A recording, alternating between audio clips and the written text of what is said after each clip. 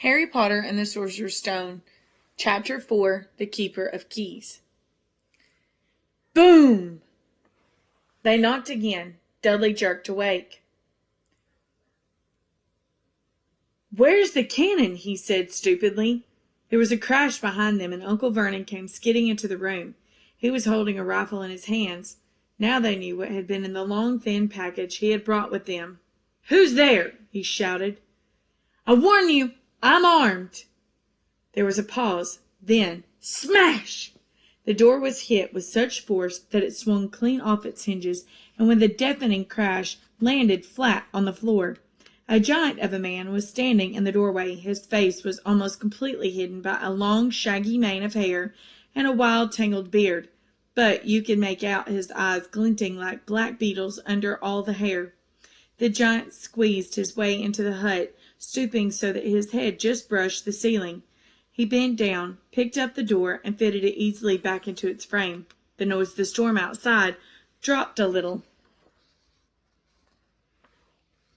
He turned to look at them all. "Couldn't make us a cup of tea, could you, eh? It's not been an easy journey." He strode over to the sofa, where Dudley sat frozen with fear. "Budge up, you great lump," said the stranger. Dudley squeaked and ran to hide behind his mother, who was crouching terrified behind Uncle Vernon. "And here's Harry," said the giant. Harry looked up into the fierce, wild, shadowy face and saw that the beetle eyes were crinkled in a smile. "Last time I saw you, you was only a baby," said the giant. "You look a lot like your dad, but you've got your mom's eyes." Uncle Vernon made a funny, rasping noise. "I demand that you leave at once, sir," he said. "You are breaking and entering." "Ah, shut up, Dursley, you great prune," said the giant. He reached over the back of the sofa, jerked the gun out of Uncle Vernon's hands, bent it into a knot as easily as it had been made of rubber, and threw it into the corner of the room. Uncle Vernon made another funny noise, like a mouse being trodden on. "Anyway, Harry," said the giant, turning his back on the Dursleys, "a very happy birthday to you. Got some free here. I might have sat on it at some point, but it'll taste all right." From an inside pocket of his black overcoat he pulled a slightly squashed box. Harry opened it with trembling fingers. Inside was a large sticky chocolate cake with "Happy Birthday, Harry" written on it in green icing.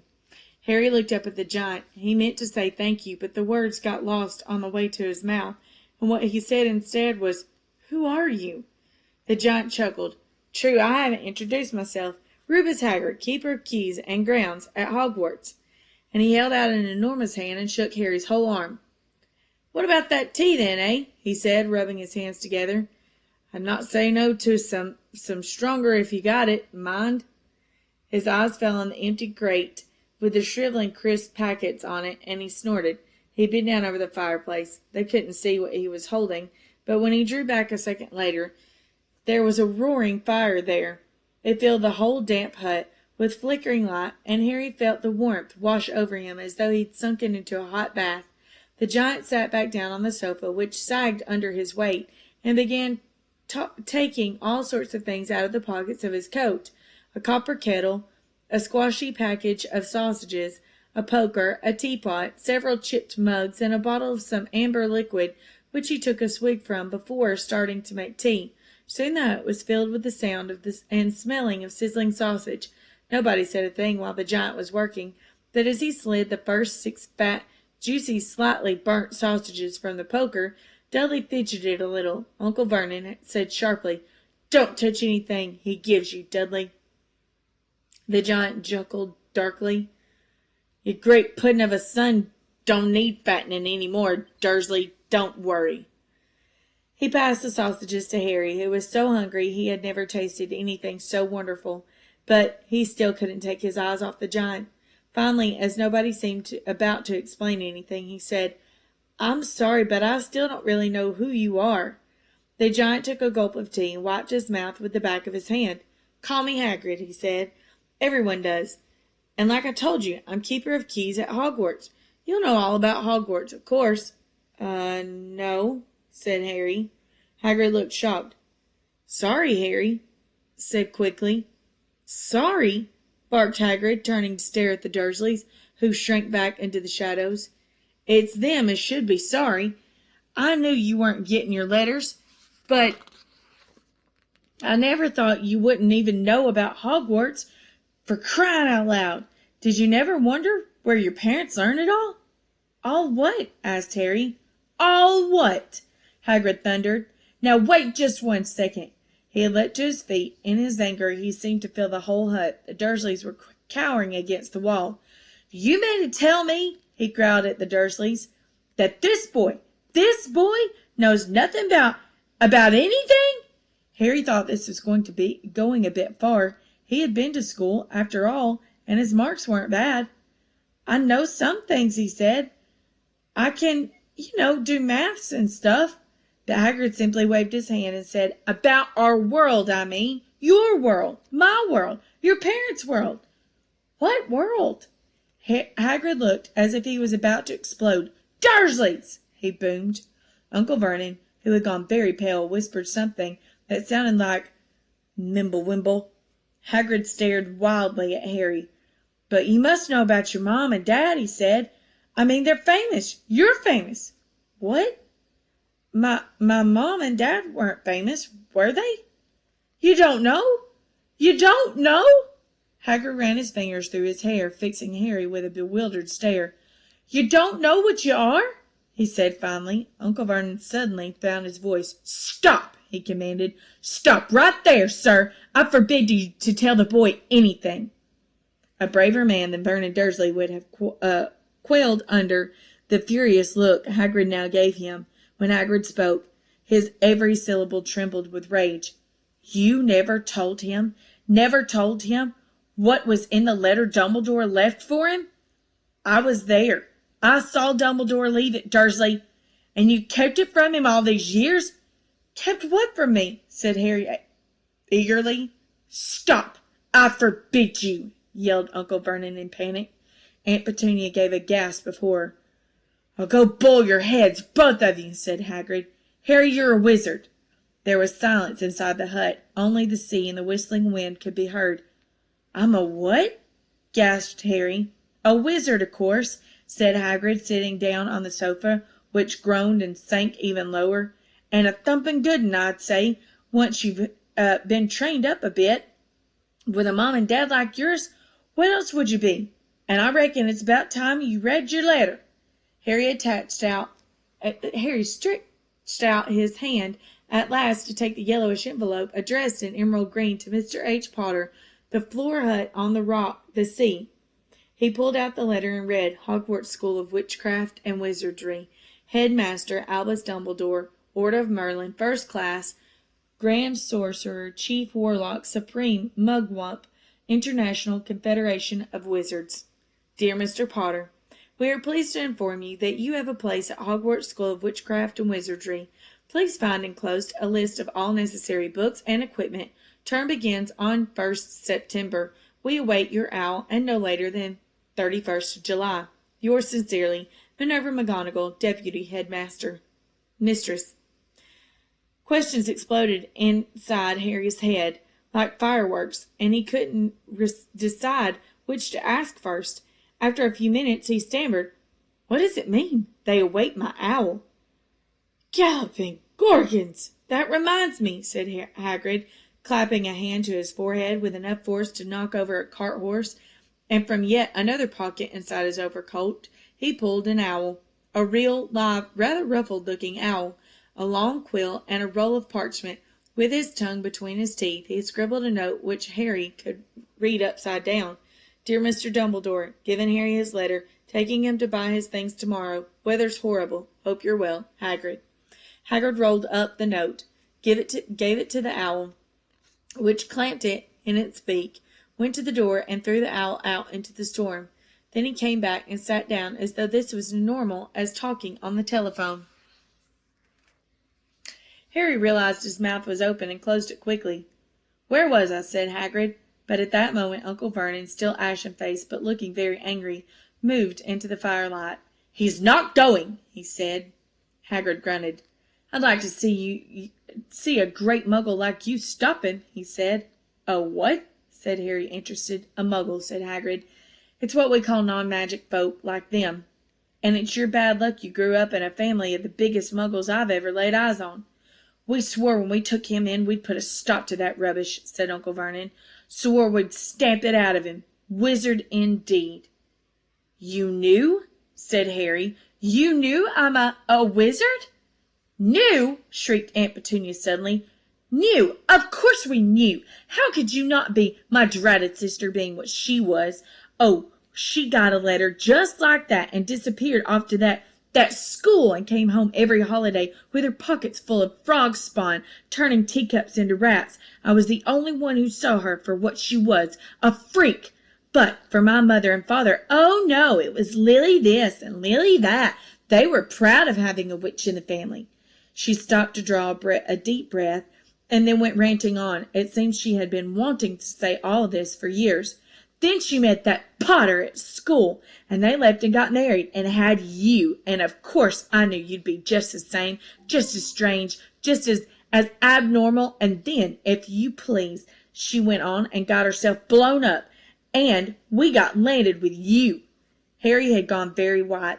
As soon as he found his voice, he said, blown up? You told me they died in a car crash. Car crash? Roared Hagrid, jumping up so angrily that the Dursleys scuttled back to their corner. How could a car crash kill Lily and James Potter? It's an outrage. A scandal. Harry Potter not knowing his own story when every kid in the world knows his name.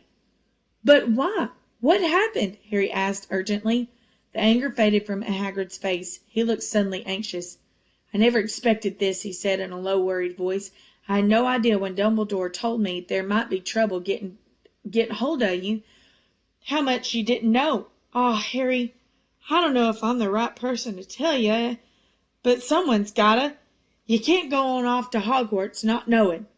He threw a dirty look at the Dursleys. Well, it's best you know as much as I can tell you. Mind, I can't tell you everything. It's a great mystery, parts of it. He sat down, stared at the fire for a few seconds, and then said, It begins, I suppose, with a person called, but it's incredible you don't know his name. Everyone in our world knows. Who? Well, I don't like saying the name if I can help it. No one does. Why not? Gulping gargoyles, Harry, people are still scared. Blimey, this is difficult. See, there was this wizard who went bad, as bad as you could go, worse than worse. His name was... Hagrid gulped, but no words came out. Could you write it down? Harry suggested. Nah, I can't spell it. All right, Voldemort. Hagrid shuddered. Don't make me say it again. Anyway, this wizard, about 20 years ago now, started looking for followers. Got 'em, too. Some were afraid. Some just wanted a bit of his power, 'cause he was getting himself power all right. Dark days, Harry. Didn't know who to trust. Didn't dare get friendly with strange wizards or witches. Terrible things happened. He was taken over. Of course, some stood up to him, and he killed 'em. Horribly. One of the only safe places left was Hogwarts. Reckon Dumbledore's the only one you-know-who was afraid of. Didn't dare try taking the school. Not just then, anyway. Now your mom and dad were as good a witch and wizard as I ever knew. Head boy and girl at Hogwarts in their day. Suppose the mystery is why you-know-who never tried to get 'em on his side before. Probably knew they were too close to Dumbledore to wanting anything to do with the dark side. Maybe he thought he could persuade 'em. Maybe he just wanted 'em out of the way. All anyone knows is he turned up in the village where you was all living on Halloween 10 years ago. You was just a year old. He came to your house and Hagrid suddenly pulled out a very dirty spotted handkerchief and blew his nose with a sound like a foghorn. Sorry, he said, but it's that sad you knew your mom and dad and nicer people you couldn't find anyway. You know who killed 'em. And then, and this real mystery of a thing, he tried to kill you too. Wanted to make a clean job of it, I suppose, or maybe he just liked killing, maybe then, but he couldn't do it. Never wondered how you got to the mark on your forehead? That was no ordinary cut. That's what you get when a powerful evil curse touches you. took care of your mom and dad, and your house, even, but it didn't work on you. And that's why you're famous, Harry. No one ever lived after he decided to kill him. No one except you. And he killed some of the best witches and wizards of the age. The Minkinones, the Bones, the Pruitts, and you as only a baby, and you lived?